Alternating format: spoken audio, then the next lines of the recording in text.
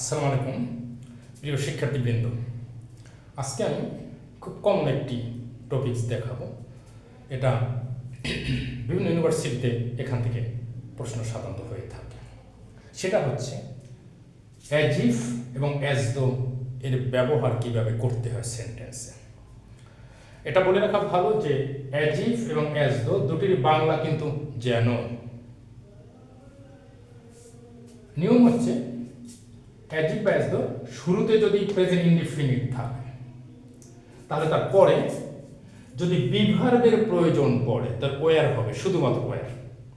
আর যদি মেইন ভার্বের ব্যবহার করতে চাই তাহলে পাস্ট ফর্ম। একটু উদাহরণ দিলেই বোঝা যাবে। He talks as if he were mad. আরেকটি উদাহরণ, হি talks as though he knew everything. এই যে পাস্ট ফর্ম ভার্বের। আর যদি অক্সিলারি ভার্বের দরকার পড়ে সেটা শুধুমাত্র ওয়্যার হবে। আরেকটি কথা বলে নেওয়া জরুরি,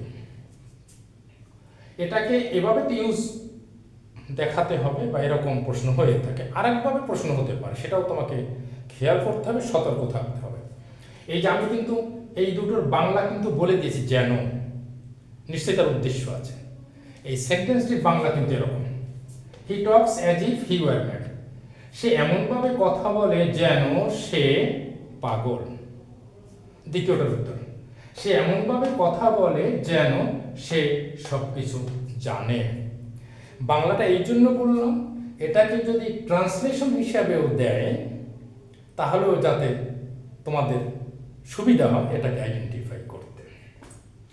তাহলে অ্যাজ ইফ এবং অ্যাজ দো এই একটা রুলস গেল, এই আর আরেকটা রুলস আছে, দুইটা রুলস। অ্যাজ ইফ বা অ্যাজ দো শুরুতে যদি পাস্ট ইনডিফিনিট থাকে তাহলে যদি আমি অক্সিলারি বসাতে চাই হবে হ্যাড বিন, আর যদি মেইন ভার্ব বসাতে চাই তাহলে হবে পাস্ট পারফেক্ট। তবে একটা কথা বলে নিয়ে বলো, পক্ষান্তরে কিন্তু হ্যাড বিন মানেই কিন্তু পাস্ট পারফেক্ট, কিন্তু তারপরও স্পেসিফিক্যালি বললাম। আবার বলি, যদি অ্যাজ ইফ বা অ্যাজ দো পিছনের দিকে থাকে অর্থাৎ শুরুতে থেকে পাস্ট ইনডিফিনিট তাহলে হবে হ্যাড বিন অথবা ভার্বের পাস্ট পারফেক্ট। উদাহরণ দিচ্ছি আমরা, হি টকড, এই যে টক না কিন্তু talked past indefinite, he talked as if he had been mad. দ্বিতীয় উদাহরণ, হি talked as if he had known everything. তাহলে আমার মনে হয় যে তোমরা এই আইটেমটি বুঝতে কোনো অসুবিধা থাকার কথা নয়। সবাইকে অনেক ধন্যবাদ।